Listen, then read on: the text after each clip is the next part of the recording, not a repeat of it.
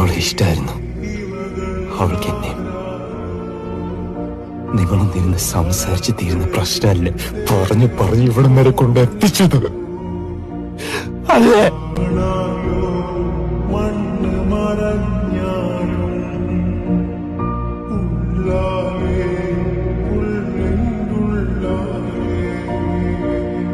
താരങ്ങൾ